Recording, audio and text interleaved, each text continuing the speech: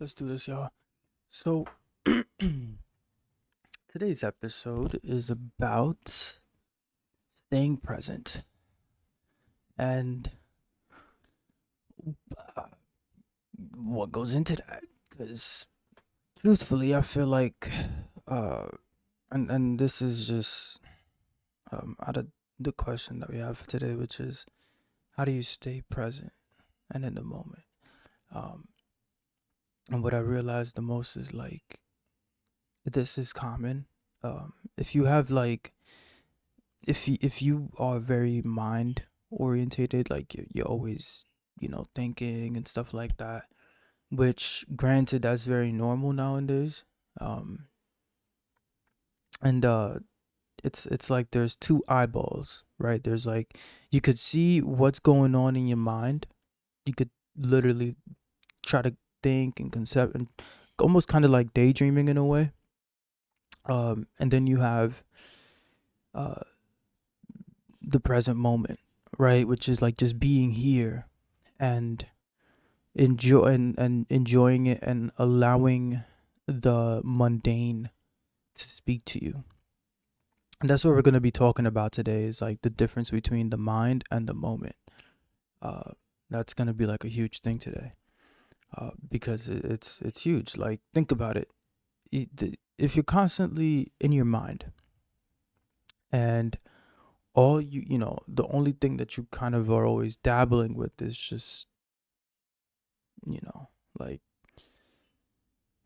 your inner voice in a way. You're kind of or your inner world in a way like that. That's a very complicated place to be at constantly. And what you might end up realizing is that over time, what's gonna happen is you're not gonna have memories because you weren't, your awareness wasn't necessarily in the moment, right?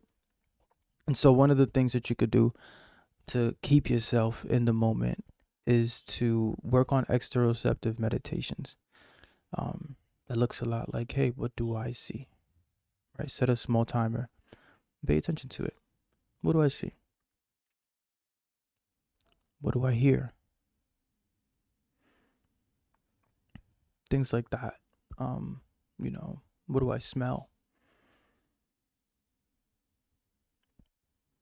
And to get to the bottom as to why we're constantly you know, why we would be in the mind. Hold on, I gotta sneeze.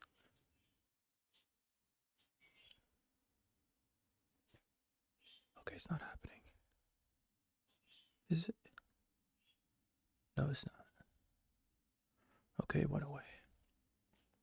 All right. Uh, I genuinely believe the biggest reason why that happens is because of like I think it has to do a lot with escaping escaping your current reality, escaping. There's a level. There's almost like like you haven't accepted this reality, like whatever it is. Like you gotta romanticize it. You know what I'm saying? So it's like for some odd reason, and trust, I like one of the biggest reasons for me is because I sometimes like if I'm online on Pinterest, or if I'm like comparing this reality to a different one, I'm gonna. It's just there's no je ne sais quoi left for this reality to kind of be right. A good place to be at with this with real life is like look at it like a movie. Look at it like a scene or like see that's romanticize it. You know what I mean? Like look at the colors. Look at the everything. Look at everything as part of like a journey, as part of like an adventure. A very important part of this in order to do this is to have a vision. Because if you don't have a vision, all you're left with is just this reality without any sense of direction. And that's, of course, that's like, I don't even know where I'm going. It's like it doesn't make any sense, right? So it's like, all right, well,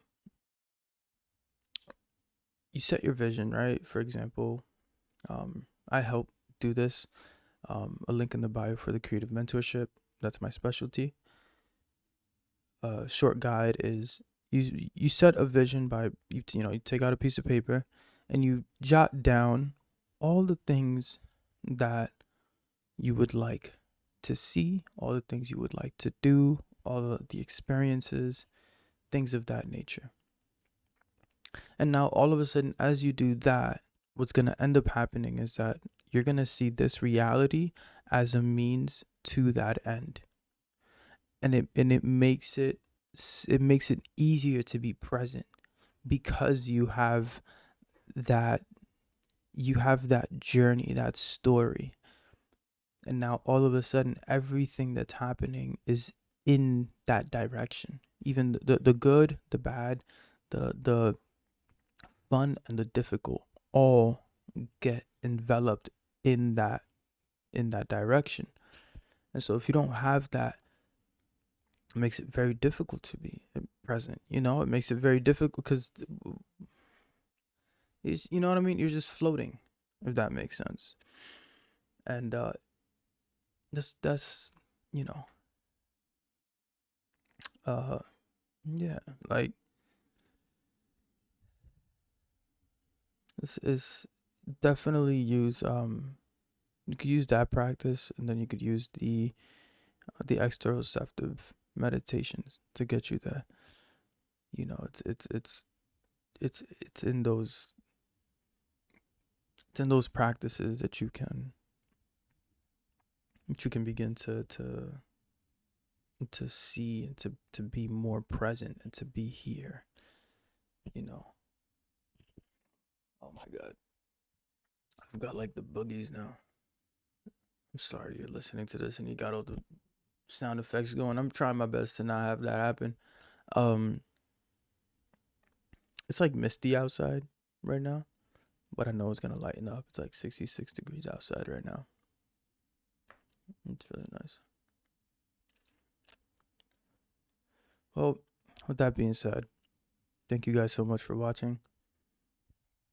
Once again, a link to the mentorship and the hoodie will be down below. The hoodie is designed for you to do difficult things with. Yeah. If you got anything from today's episode, please leave a like, and I will see you on the next one. Peace.